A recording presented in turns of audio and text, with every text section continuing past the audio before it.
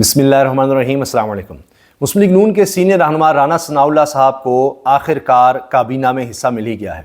हाल ही में उन्होंने एक इंटरव्यू में कहा था, अजमल जामी को इंटरव्यू देते हुए प्रोग्राम में, कि मैं हारा हुआ हूँ, मुझे तो वोट नहीं मिले और मैं सीट नहीं जीत सका, लिहाजा काबीना में वो लोग शामिल हों, आगे वो लोग आएँ जो जीते हैं, तो हम बाकी पीछे रहेंगे, हम दीगर मामलात को देखेंगे, ये सब उन्होंने कहा था। लेकिन अब क्या हुआ कि राना सनाउल्लाह साहब ने भी काबीना का हिस्सा बनने पर आमादगी भी जाहिर कर दी और वो अब मुशीर सियासी अमूर भी बन गए हैं शहबाज शरीफ साहब के। इस हवाले से बड़ी चहमगोइयाँ हो रही थीं। एक खबर तो ये थी कि अब हुकूमत में आकर मज़ाहमत का आगाज़ करना है।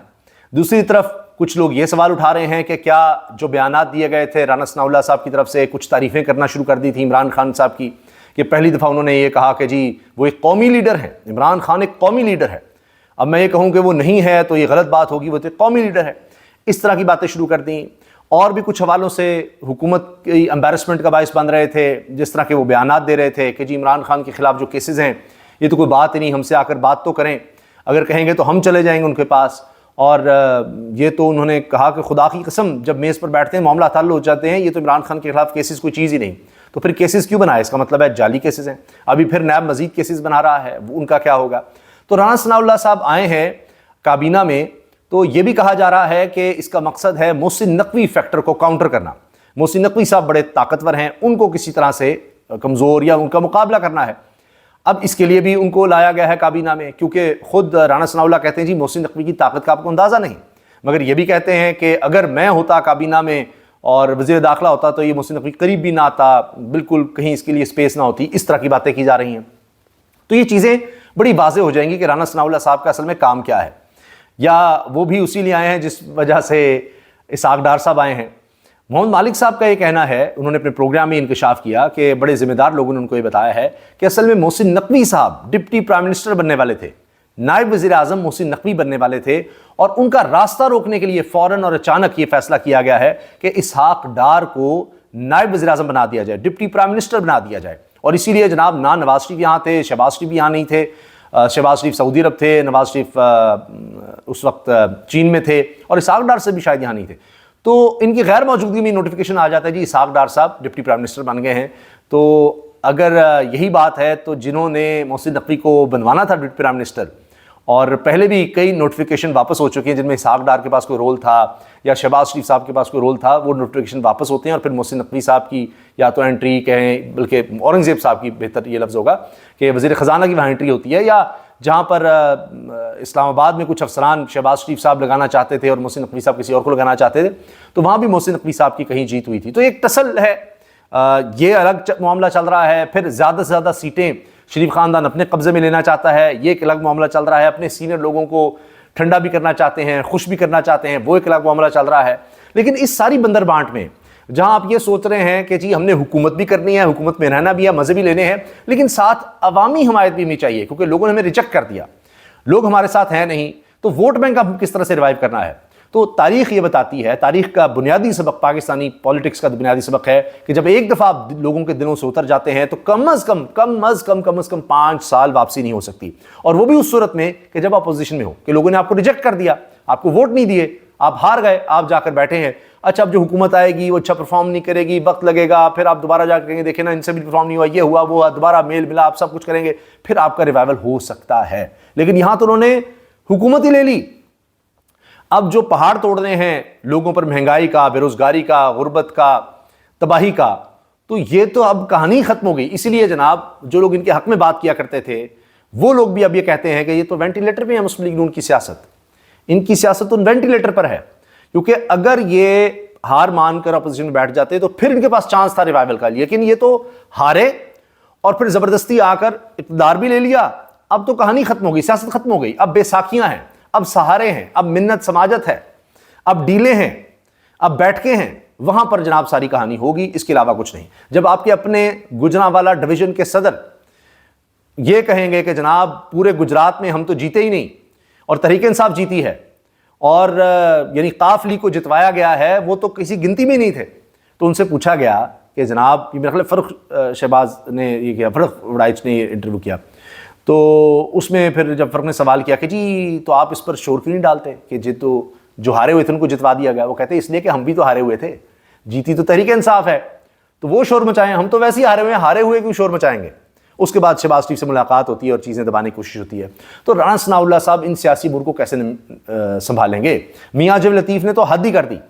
انہوں نے اسد اللہ خان صاحب کے ساتھ بات کرتے ہوئے ٹیلی ویژن پر 92 چینل پر یہ بات کی ہے کہ جی ہمارا اب جب بھی الیکشن ہوں گے اگلا وزیر اعظم جو ہے وہ نواز شریف ہوگا.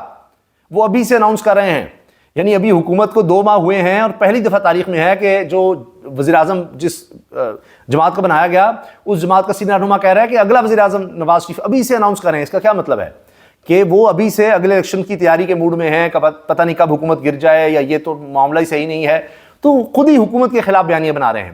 تو یہ چورن نہیں بکنا. اگر یہ بکنا ہوتا تو PDM 1 میں بک جاتا, جی ہم نے ریاست بچانے کے لیے حکومت سنبھالی ہے, اب بھی آ گئے ہیں جی ہم تو پتہ نہیں کس لیے آ گئے ہیں, ہم تو بچانے کے لیے آئے ہیں, یہ تو ہمیں مینڈیٹ بھی نہیں ملا لیکن ہم آ گئے ہیں, بس یہ ادھر ادھر سے ہوا ہے, بس یہ ہے وہ ہے, اس طرح کی باتیں. تو کنفیوژن پھیلانا جو ہے نہیں, لوگ بڑے کلیئر ہیں, مینڈیٹ نہیں ملا, آپ کو زبردستی لا کر بٹھایا گیا ہے, آپ بڑے شوق سے آ گئے ہیں, اب آپ عوامی حمایت چاہ رہے ہیں, اینٹی اسٹیبلشمنٹ مزاحمت کا بیانیہ بنانا چاہ رہے ہیں. لوگوں نے اس کو نہیں لینا. اور تحریک انصاف سے یا عمران خان صاحب سے ہمدردی کا جو آپ اظہار کر رہے تھے, ابھی رانا ثناء اللہ صاحب آگے ہیں نا مشیر سیاسی امور, دیکھ لیتے ہیں اب یہ کیا کرتے ہیں, کس طرح کی یہ سیاست کو لے کر چلتے ہیں. لیکن نون لیگ کے لیے ایک اور بری خبر ہے. رانا ثناء اللہ صاحب کے لیے ایک اور امتحان ہے, اور وہ ہیں کیپٹن ٹائٹ صفدر صاحب, جن کو داماد اعلیٰ بھی کہا جاتا تھا, جن کو مسلم لیگ نون کا داماد کہا جاتا تھا. آج انہوں نے فلسطین کے حوالے سے لاہور میں کانفرنس سے خطاب کرتے ہوئے کہا کہ مجھے مسلم لیگ نون کا نہ کہا جائے, مجھے مسلم لیگ نون کا نہ کہیں. اس پر تالیاں بجنے لگ گئیں. پھر انہوں نے جناب اور بہت سی باتیں کیں کہ جی میں باجوہ پر تنقید کرتا تھا اس لیے مجھے نکال دیا گیا, نااہل کر دیا گیا. کہتے ہیں جی مجھے مسلم لیگ نون کے حوالے سے نہ بلایا کریں. مولانا صاحب فضل الرحمان صاحب کو کہا کہ قدم بڑھائیں اور جہاد کے لیے حکم دیں. میرے اس بیان کے بعد مولانا صاحب مجھے جیل میں کھانا ضرور بھیج دینا. جنرل باجوہ پر بیان دینے کی وجہ سے مجھے نااہل کروایا گیا اور سزا دلوائی گئی. اچھا, اب اس میں جناب تالیاں تو بہت بجیں. اس کے علاوہ انہوں نے کہا کہ اسرائیل ربوہ میں قادیانی اسٹیٹ بنا رہا ہے, المیہ ہے, پارلیمنٹ اور سینٹ میں کوئی نہیں بولتا. کیا سیاسی جماعتیں ٹکٹ دیتے وقت ختم نبوت کا حلف لیتی ہیں؟ یہ کیپٹن صفدر نے بات کی ہے. اب سنبھالیں ان کو جناب. اچھا, اس کے ساتھ جناب ایک اور عجیب بات کہ جس طرح یہ مینوفیکچر کی گئی ہے, میں ابھی قافلی کا ذکر کر رہا تھا, اس میں ابھی IPP کے لوگ بھی ہیں. اون چودھری صاحب دیکھیں کس طرح سے ان کو کمپرومائز کیا گیا, یعنی جہاں سے مسلم لیگ نون اچھے وقت میں جب ان کا کوئی ووٹ بینک تھا تب نہیں جیتی تھی, اب جناب وہ اون چودھری جو ہیں وہ سلمان راجہ کو ہرا دیتے ہیں. ان کے اپنے لوگ اس پر حیران ہیں, محمد زبیر صاحب ہوں, دیگر لوگ ہوں. تو اون چودھری صاحب کو بھی جناب نوازا جاتا ہے. علیم خان صاحب بھی ہیں جی, کابینہ کا حصہ ہیں. یہ IPP کا اصل میں حصہ تھے, اور IPP الیکشن کے بعد IPP سے پہلا استعفیٰ بھی آ گیا ہے. جب سے الیکشن ہوئے اس کے بعد پہلا استعفیٰ آ گیا ہے, یہ بھی بڑی خبر بنی.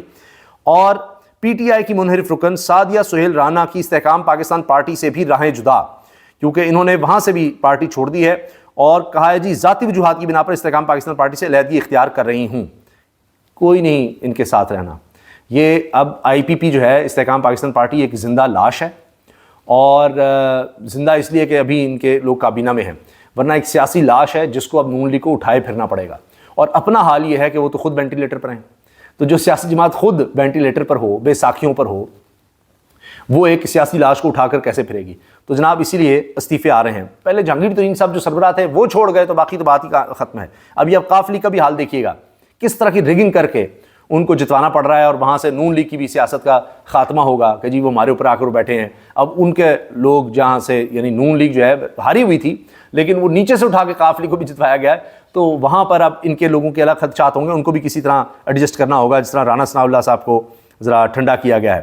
اچھا, مولانا فضل الرحمان صاحب نے جناب اسی تقریب میں جہاں کیپٹن صفدر صاحب تھے ان کا جواب بھی دیا ہے, اور کہا ہے کہ سمجھ نہیں آتی کہ یہ ہم پر تنقید کر رہے تھے, ہم پر ناراض ہو رہے تھے اپنے سسرال پر. یہ فضل الرحمان صاحب نے جواب دیا ہے کیپٹن صفدر کو. لیکن جو بڑی خبر میری نظر میں, جو میرے شروع میں بات کرنی چاہیے تھی اور میں اس بھول گیا, زاہد حسین صاحب سینئر جرنلسٹ ہیں, سینئر صحافی ہیں, کتابوں کے مصنف ہیں. انہوں نے ڈان میں کالم لکھا اور ARY پر ٹیلی ویژن پر آ کر بھی یہ بتایا ہے کہ جی اسحاق ڈار صاحب جب نواز شریف کو ہٹایا گیا پاناما لیکس میں, اس کے بعد وزیر اعظم بننا چاہتے تھے, اور جنرل باجوہ سے جا کر انہوں نے کہا کہ اب آپ مجھے وزیر اعظم بنا دیں, آپ نے کسی کو تو بنانا ہے. جو اب Ishaq Dar deputy prime minister ہیں وہ نواز شریف کو ہٹائے جانے کے بعد خود پرائم منسٹر بننا چاہتے تھے, اور باجوہ سے جا کر انہوں نے یہ کہا. زاہد حسین صاحب یہ سارا قصہ سنا رہے ہیں اور کہتے ہیں جی یہ درخواست وہ لے کر گئے تو باجوہ نے کہا آپ تو سینیٹر ہیں. تو آگے سے پتہ ہے باجوہ صاحب کو کیا کہتے ہیں؟ حیران ہوں گے آپ, یہ جو بڑے جمہوری بنتے ہیں, نظریاتی بنتے ہیں, کہتے ہیں کہ آپ کے لیے کیا مشکل ہے، آپ سب کچھ کر سکتے ہیں، ساری رکاوٹیں دور کر سکتے ہیں.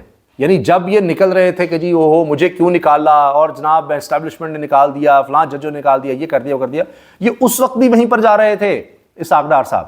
تو سیاست میں کوئی سگا نہیں ہوتا، یہ اقتدار کی دوڑ ہے، سیٹوں کی جنگ ہے. اس میں جناب اسحاق ڈار صاحب پہنچ کر کہہ رہے تھے اب نواز شریف تو گیا نا جی، مجھے بنا دیں، ہے نا کمال. تو یہ قصہ زاہد حسین صاحب بڑے سینئر جرنلسٹ ہیں، بڑے زبردست صحافی ہیں اور سچی اور کھری بات کرنے والے ہیں. انہوں نے یہ بات بتائی ہے اور ٹیلی ویژن پر آ کر بتائی ہے. پہلے اس پر ڈان میں کالم لکھا ہے جس میں ہے جی وہ دا ڈار کنٹینیوز، وہ جو ہے نا story of the Dar story, the Dar story continues, یہ انہوں نے جناب کالم بھی ڈان میں چھاپا ہے. تو یہ اس وقت جناب اس حکومت کا حال ہے اور پارٹی کا حال ہے. تو رانا ثناء اللہ صاحب کے لیے بڑے امتحانات ہیں. اب دیکھتے ہیں وہ کنفیوژن ہی پھیلاتے ہیں یا کچھ واضح طور پر کوئی سٹانس لیتے ہیں. یہ جو اینٹی اسٹیبلشمنٹ بیانی ہے وہاں بھی لیتے ہیں، کیونکہ پھر اسٹیبلشمنٹ کی طرف سے بھی جواب آنا ہی آنا ہے. اگر تو یہ واقعی محسن نقوی کو کاؤنٹر کرنے کے لیے آئے ہیں تو یہ نہیں ہوگا کہ وہاں سے خاموشی ہوگی، کچھ نہ کچھ کسی نہ کسی حد تک جواب ہوگا. اگر محمد مالک صاحب کی بھی خبر کو درست مان لیا جائے کہ محسن نقوی کے مقابلے پہ لایا گیا ہے اسحاق ڈار صاحب کو کہ وہ نہ ڈپٹی پرائم منسٹر بن جائے، تو اس کا کہیں نہ کہیں جواب آئے گا. تو جہاں اپنے اندر یہ ٹسل چلتی رہے گی وہاں حکومت نے کیا کرنا ہے. چینی پاور کمپنیوں کا گردشی قرضہ 529 ارب روپے پر پہنچ چکا ہے. چینی توانائی منصوبوں کے لیے مزید انسینٹو بھی مانگ رہے ہیں. اور یہ شہباز رانا صاحب کی خبر ہے، ٹریبیون میں چھاپی ہے. 529 ارب روپیہ صرف چینی پاور کمپنیوں کا دینا ہے، 529 ارب روپیہ. اور باقی ہزار روپیہ جو ہے، ارب روپیہ، ہزار ارب روپیہ، یہ تو 529 ارب جو ہے یہ صرف اور صرف چینی کمپنیوں کا ہے، باقی بھی دینا ہے. تو دیکھتے ہیں جی حکومت ان معاملات سے کس طرح نمٹتی ہے. اور پہلا امتحان تو آتے ہی جناب رانا ثناء اللہ صاحب کا یہ ہے کہ وہ کیا ایڈوائز کرتے ہیں کہ کس طرح سے کسانوں سے ڈیل کرنا ہے. وہی پکڑ دھکڑ جس کے لیے یہ ماہر ہیں، کیونکہ کسانوں نے اعلان کر دیا ہے، صبح وہ آ رہے ہیں جناب، ہر ضلع میں سڑکوں پر شاہراہوں پر آ رہے ہیں. ان کے مذاکرات پنجاب حکومت سے ناکام ہو گئے ہیں. تو رانا ثناء اللہ صاحب کی ایکسپرٹیز کا صبح بھی پتہ لگ جائے گا. تو ان کا امتحان آتے ہی شروع ہو چکا ہے. کس طرح اسٹیبلشمنٹ کو خوش کرنا ہے، کس طرح اپنے لوگوں کو خوش کرنا ہے، کس طرح کسانوں سے نمٹنا ہے. تو یہ سب ان کے امتحان ہیں اور ان کے لیے مشکل لگ رہا ہے. ایسی وہ نہیں انکار کر رہے تھے، نہ الیکشن لڑنے کی طرف جا رہے تھے، ضمنی الیکشن بھی نہیں لڑا. اور کابینہ میں بھی پہلے کہا جی میں تو نہیں آؤں گا، لیکن اب آ گئے ہیں. تو آ گئے ہیں تو اب دیکھیے یہ میدان ہے اور پتہ لگ جائے گا کہ اب کون کتنے پانی میں ہے. اللہ حافظ.